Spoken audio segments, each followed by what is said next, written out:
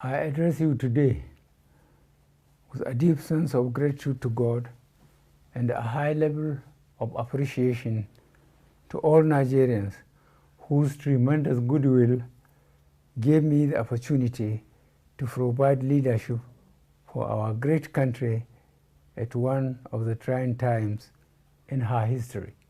Conscious that today's address would be my last on an Independence Day as your president, I speak to the millions of Nigerians who believed in me, propelled and stood by me in my quest to bequeath a country where all citizens have equal opportunities to achieve their life's desires in a peaceful atmosphere. I am honored to say that my story in the annals of Nigeria's history is no household secret. My various attempts, failures, and eventual success in being elected as a Democratic president in 2015 was made possible by the majority of Nigerians. When you elected me, I readily acknowledge that the tasks before me were daunting but surmountable because of the growing national consensus that our chosen route to national development was democracy. This democracy was to be anchored on a clear understanding, application, and the principles of separation of powers, supported by a reformed public service that is more effective. I then pledged to improve the economy, tackle corruption, and fight insecurity. And this was further strengthened by my commitment to lift 100 million Nigerians out of poverty in 10 years as the central plank of my second term in 2019. To the glory of God and His grace, as well as the commitment and passion displayed by many Nigerian supporters, we have made appreciable progress in these areas, but not yet at our destination.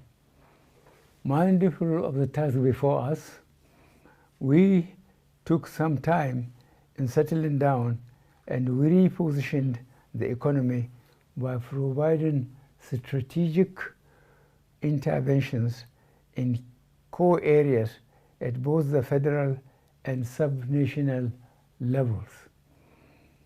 One of the areas where we have made significant progress is in the eradication of deeply entrenched corruption that permeates all facets of our national development. We strengthened the institutions for tackling corruption and also cultivated international support, which aided the repatriation of huge sums of money illegally kept outside the country. The increasing number of prosecutions and convictions with associated refunds of large sums of money is still ongoing. Furthermore, we will continue to block opportunities that encourage corrupt practices. In order to address insecurity, we worked methodically in reducing insurgency in the northeast, militancy in the Niger Delta, ethnic and religious tensions in some sections of Nigeria, along with other problems threatening our country. Our efforts in resetting the economy manifested in Nigeria exiting 2 economic recessions by the very practical and realistic monetary and fiscal measures to ensure effective public financial management. In addition, the effective implementation of the Treasury single account and cutting down on the cost of governance also facilitated early exits from recessions. Fellow Nigerians, The administration removed several decades' uncertainty for potential investors in the oil and gas sector with the passage of Petroleum Industry Act 2021. This landmark legislation created opportunities for foreign investment in addition to improving transparency in the management of the sector.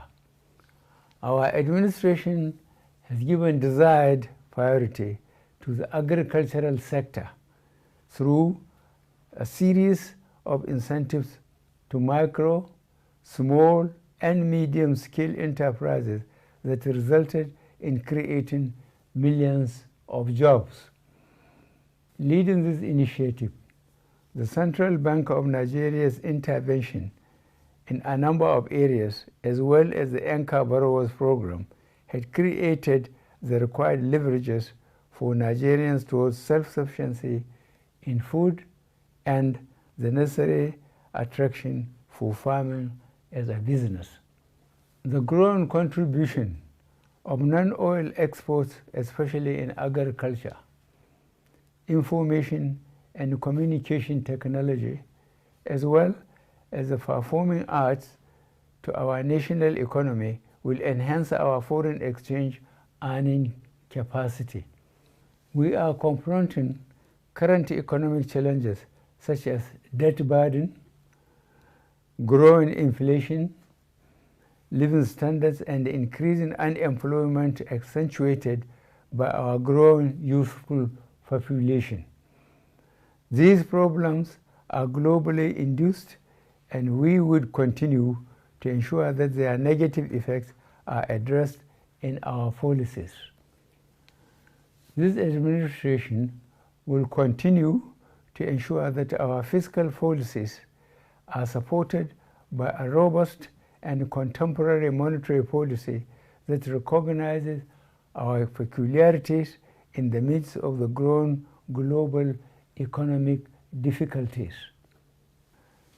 This is evidenced by the recent Monetary Policy Committee decision to maintain all parameters, especially interest rates, and marginally increase the monetary policy rate from 14% to 15.5% and the cash reserve ratio from 27.5% to 32.5%.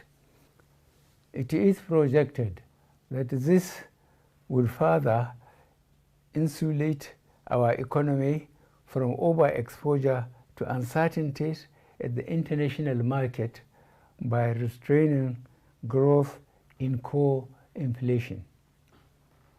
As we continue to de-escalate the security challenges that confronted us at the inception of this administration, newer forms alien to our country began to manifest, especially in the areas of kidnappings, molestation, killings of innocent citizens, banditry, all of which are being addressed by our security forces.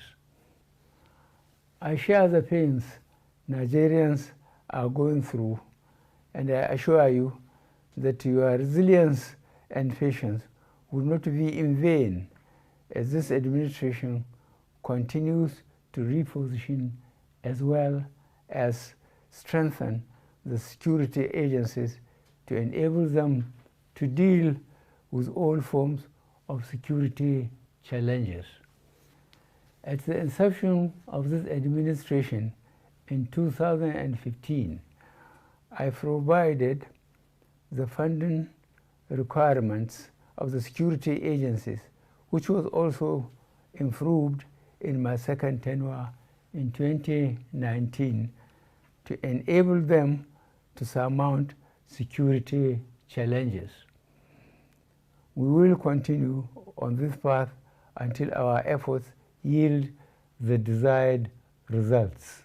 As we put in place all measures to ensure that Nigeria takes her place in the Committee of Nations, we recognize the importance of a well-educated populace as a panacea to most of the challenges we face.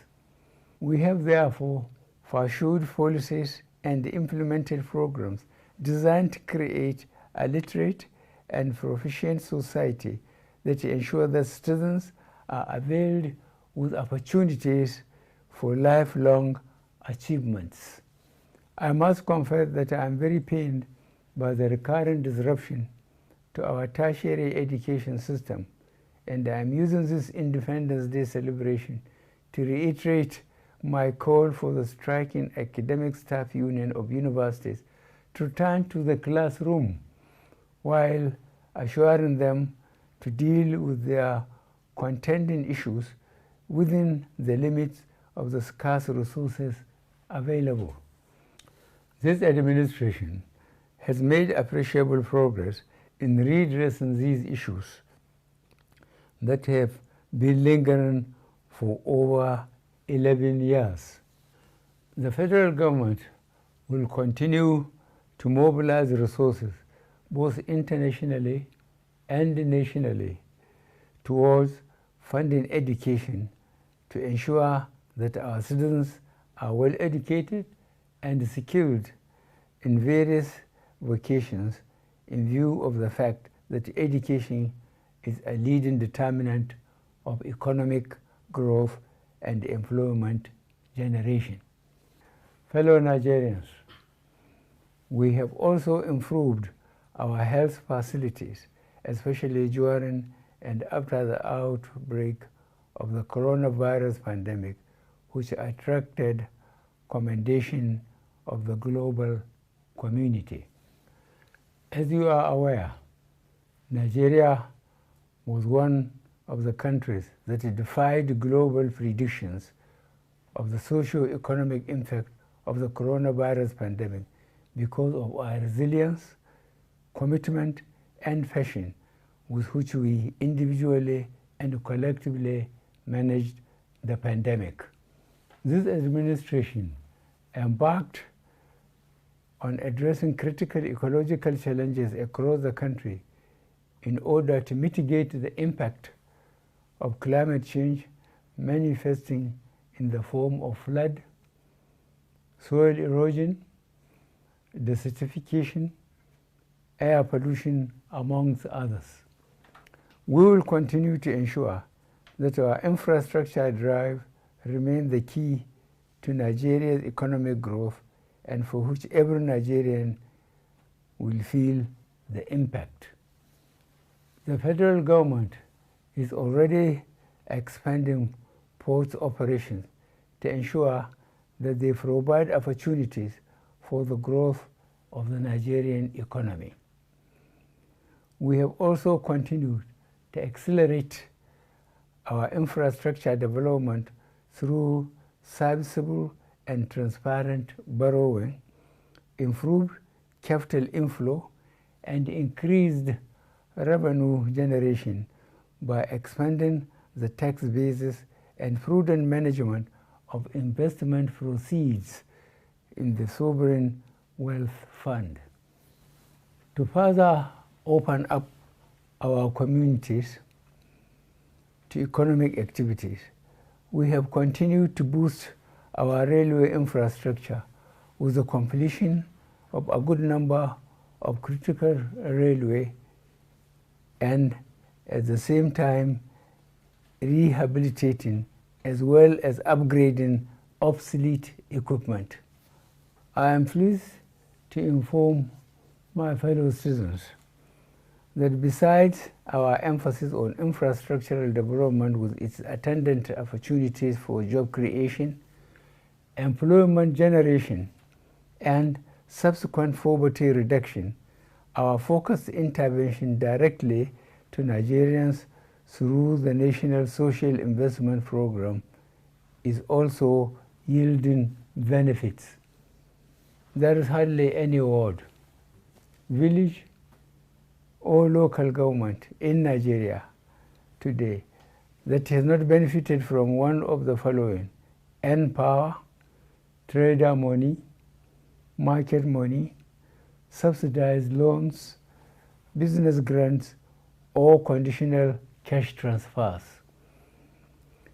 All the aforementioned programs, along with various interventions by the National Social Investment Program, direct support to victims of flooding and other forms of disasters, have provided succor to the affected Nigerians.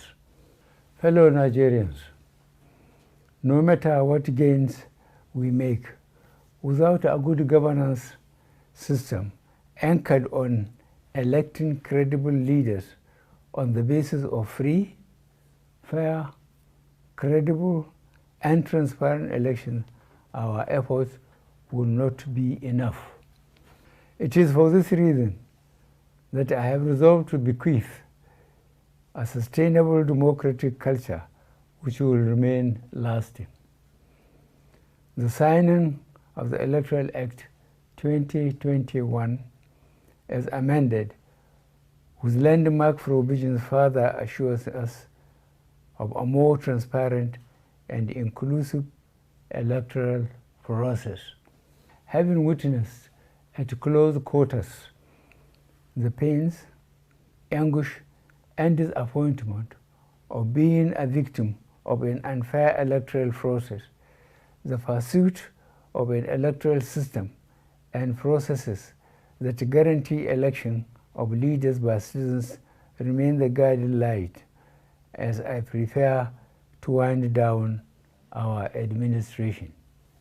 You would all agree that the recent elections in the first 2 years in some states, notably Anambra, Ekiti, and Osun, and a few federal constituencies, have shown a high degree of credibility, transparency, and freedom of choice, with the people's votes actually counting.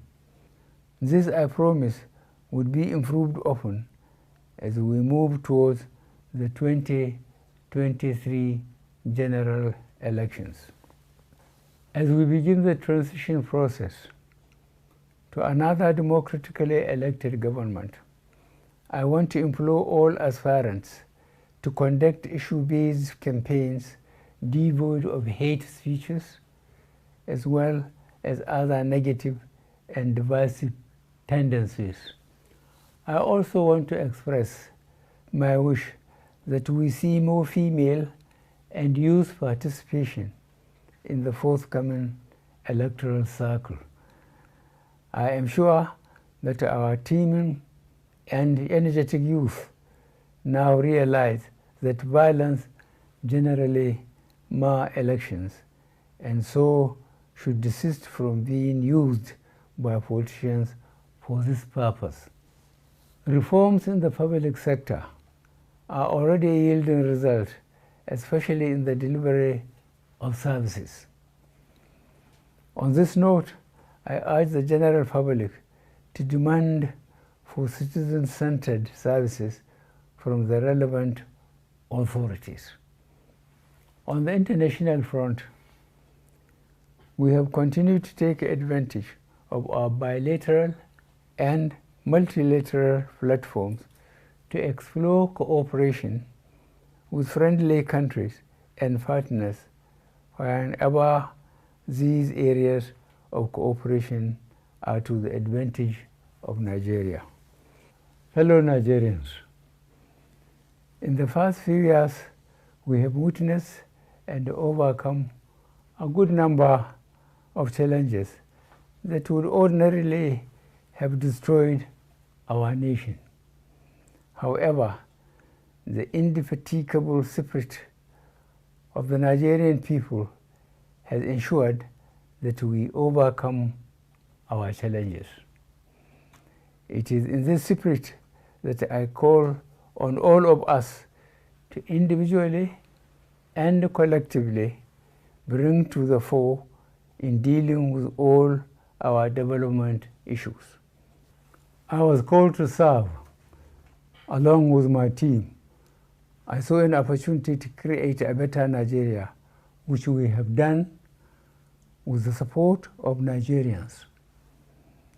Almighty God and the good people of Nigeria supported us in laying a solid foundation for the Nigeria of our dreams.